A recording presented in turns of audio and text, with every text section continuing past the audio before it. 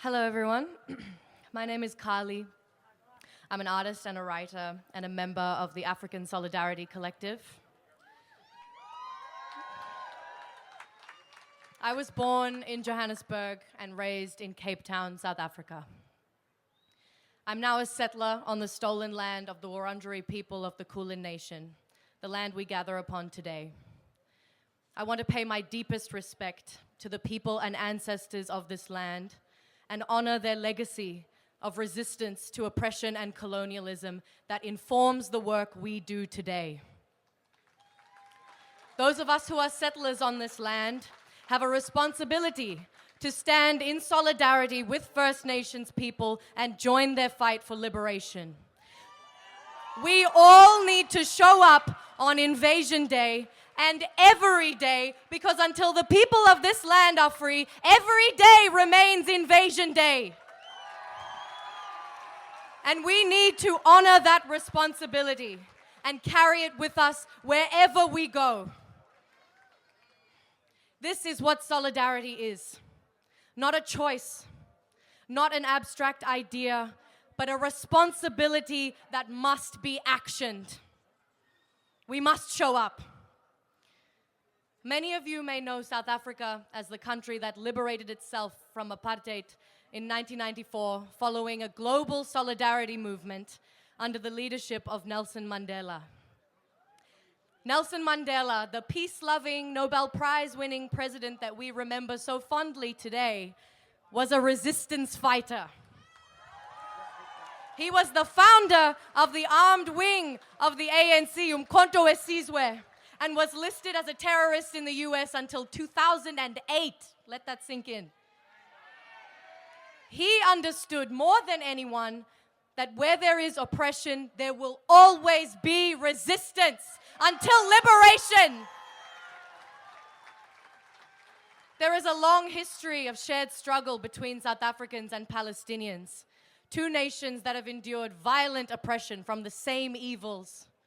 Just as the state of Israel is a foothold for Western capitalist imperialism in the Middle East, so too was apartheid South Africa in the African continent. The apartheid regime captured and tortured freedom fighters, labeling them terrorists, including members of my own family.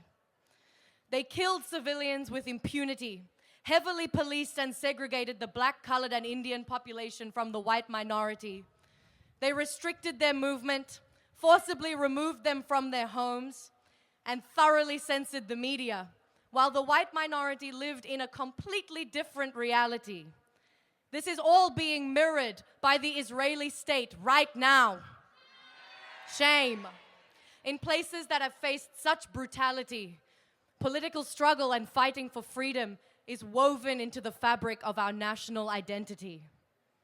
I was born in the new South Africa, a country with a new constitution, a new flag, and a new spirit, the Rainbow Nation, that strives towards equality and freedom for all. Without this new spirit, I would not have been born.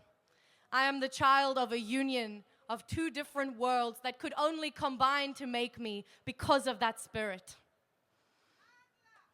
Awetu!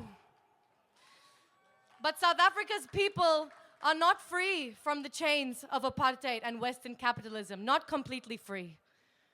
The racial inequality enforced by the apartheid regime largely still exists, now 30 years since its fall. The collective trauma that the majority of the population experienced is a fresh wound that has not yet been dressed. For so many South Africans, the dream of the Rainbow Nation is just that, a dream. And in so many ways, South Africa is still fighting for its freedom. But it understands, just as Mandela did, that this freedom is incomplete without the freedom of the Palestinians.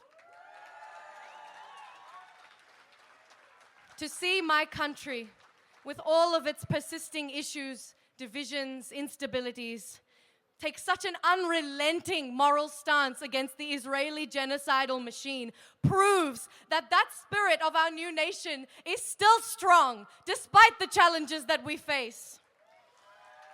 I have never been prouder to be a South African. When our Tata Madiba said, Never, never, and never again. It was a promise, not just to South Africans, but to people everywhere, that South Africa will always fight against evil. Just like apartheid South Africa, so-called Israel acts with blatant disregard for the sanctity of human life. Shame! They slaughter, maim, and humiliate Palestinians with total impunity and then have the guts to stand before the world and lie about it, pleading victimhood. Shame! Any school teacher knows that that's what bullies do when they get caught. But when the Western colonial forces hail themselves as the upholders of freedom throughout history, let us never forget where they stood.